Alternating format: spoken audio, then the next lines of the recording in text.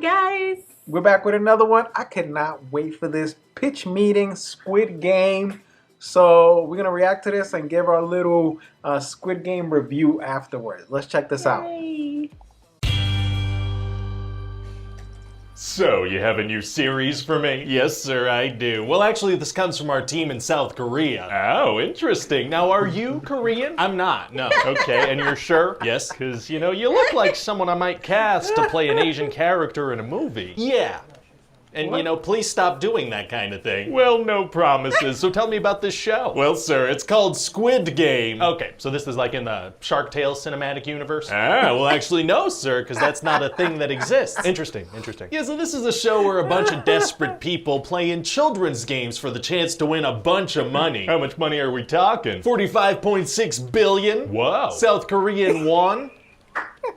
Which is also a lot in US dollars. Okay, great, awesome. So we're gonna follow this guy named Gi-hun, right? Okay, and he owes a bunch of money to loan sharks. Yeah, from Shark Tale? Nope, and so after a guy in a suit slaps him around in a subway station a little bit, he gets invited to participate in this event that can help him clear his debt. Oh, getting slapped around by a guy in a suit is tight. Okay, and so he gets picked up in this van and some gas knocks him unconscious, and he wakes up in this weird place with a bunch of other people. Oh boy, and so what's the deal with this place? Well, everybody's in a numbered tracksuit and there are very angry PlayStation buttons watching everybody. What? So then these 456 players go into this other area to play a big game of red light, green light. And what's that? Ah, well see, you can only move forward when this massive, horrifying doll isn't looking at you. Oh my god. And if the doll sees you move, you get shot and killed. Wait, what is this show? So people start freaking out and running around and 255 people get brutally murdered. What is happening? What is going on? Well, see, the catch is this is a super secret organization with insane surveillance, and if you lose in a game, you die. Oh, very messed up. Yeah, it also turns out this cop who's following a lead on his missing brother, he's infiltrating this whole operation. Man, that's gonna be hard to do with all the crazy surveillance. Actually, it's gonna be super easy. Barely an inconvenience. Oh, really? Yeah, he just sneaks onto this boat that's bringing players to this place, and he kills one of the PlayStation buttons and puts his uniform and mask on. He just kills someone at the beginning of the investigation? Yes. He doesn't even know what's going on yet. Yeah, so he just does a casual little murder because he needs the right clothes to keep investigating. Okay. And then he just kind of goes with the flow and pretends that he works there from there on out, and it keeps working. So he's like good at improv, passable at best. He keeps being like, hey, what are you guys talking about? And the other guards are like, you know what we're talking about. You were there for the thing we're talking about. Very suspicious. Yeah, but somehow he keeps getting away with it. So he's sneaking around the whole time collecting evidence. With what? With his smartphone, and unlike everybody in the games, this thing just won't die. Oh, neat. Anyway, so then the second game they need to play is this one where they need to cut specific shapes out of honeycomb candy without breaking the candy. Oh, yikes. So then Gi-hun figures out that if you lick the candy, that helps a lot, so he survives with like a second left, which is kind of his thing. Oh, solving problems by licking things is tight. I never want to hang out with you. So then the players realize that if they kill each other during the off time, that improves their odds of winning. How do they realize that? Egg. What? So then at bedtime when the lights go out, it gets super violent. Players are gonna die? Oh yeah, a whole bunch of players are gonna die, and possibly a couple of epileptic viewers at home as well. Very cool. Wait, what was that last part? And then the next game is a tug of war, where if you lose, you fall to your death. Oh, jeez. Yeah, so pretty much all the main characters are on one team, and then a bunch of random people are on the other. Oh man, I wonder what team is gonna win. Oh, well get this, the team with all the main characters wins. Oh, yeah, the team with all the random unimportant characters we don't know, that team doesn't win. Oh man, I did not see that coming. Very unpredictable for sure. So then after that, they're gonna play the marble game. What's that one? Well, everybody has to pick a partner, right? And then they find out that with their partner, they have to play whatever marble game they want, and the loser dies. Oh no. So there's this Ali guy who's just the sweetest man, you know, not the brightest, but super loyal. Oh man, yeah, that sounds like a great guy. Yeah, so he gets betrayed and shot in the head and dies. Oh, ouch, that hurts right here. And this girl from North Korea bonds with someone seemingly for the first time in her life. It's very nice. Oh, that's nice. Wait, no, one of them's gonna die. Yeah, so then her new friend gets shot in the head and dies. Oh, I don't like how this episode makes me feel. And also Gi-hun is teamed up with this sweet old man, and he ends up having to take advantage of this man's dementia in order to survive. Oh boy, okay.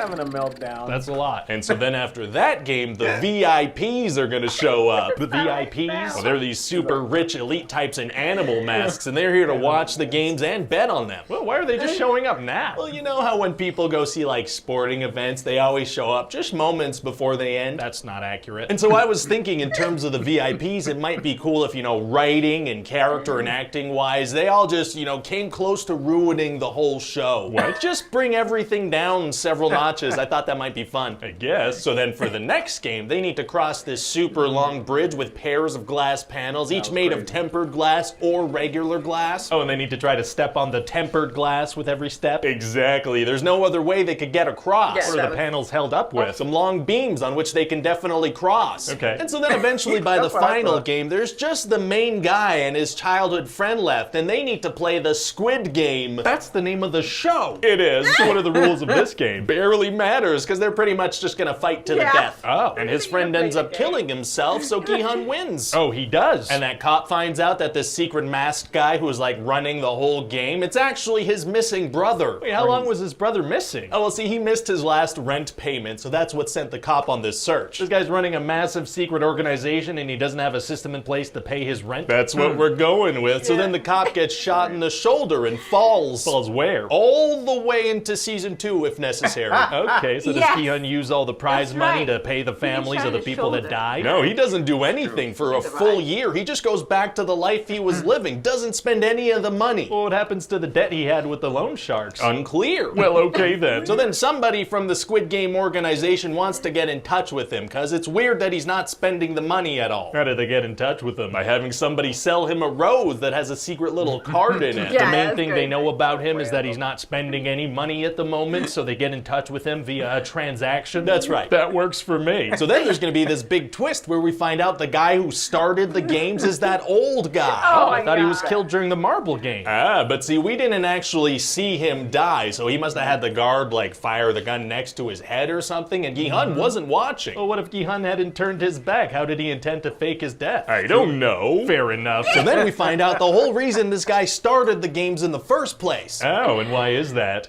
He was bored. Oh.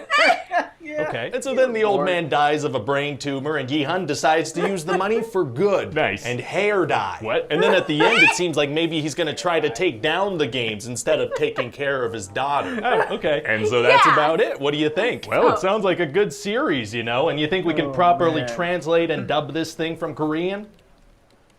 Yeah, maybe. Oh man, God. I gotta tell you, he spotted so many things that I was so into the show that I really didn't even notice.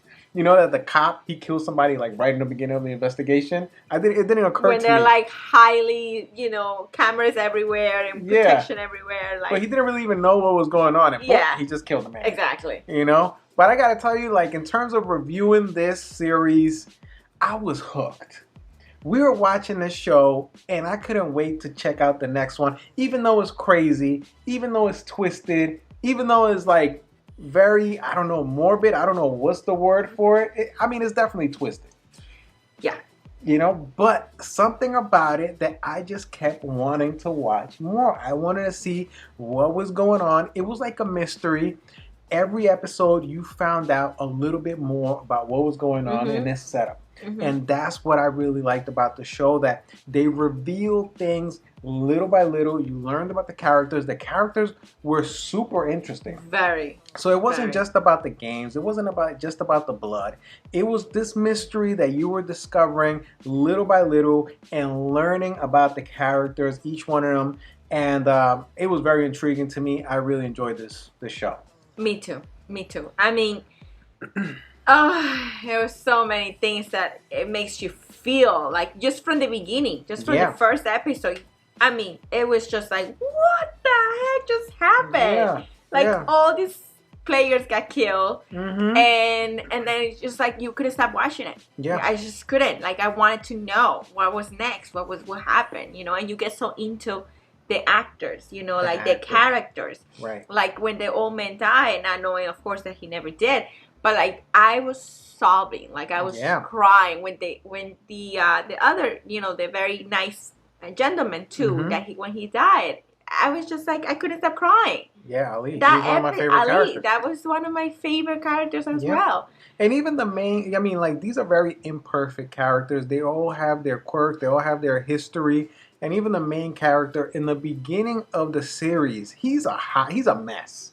You know what I'm saying? He owes people money. He doesn't have a good relationship with his daughter. All kinds of tries, but he's just so messed up in the head. He's so messed up. He's taking money from his mom. Yeah. And you're like, this guy is a scumbag, dirtbag. You know what I'm saying? But throughout the show, he starts to almost redeem himself. It's like his character arc.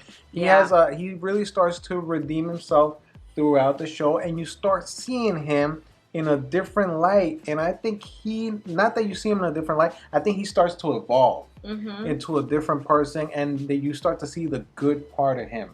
You know, because at the end of the day, even though he has all these problems, and even though he has like all these money problems, deep down, I think he was a good character. Yeah, no, he was. The way that you say that they involve his personality from the beginning to the end is like.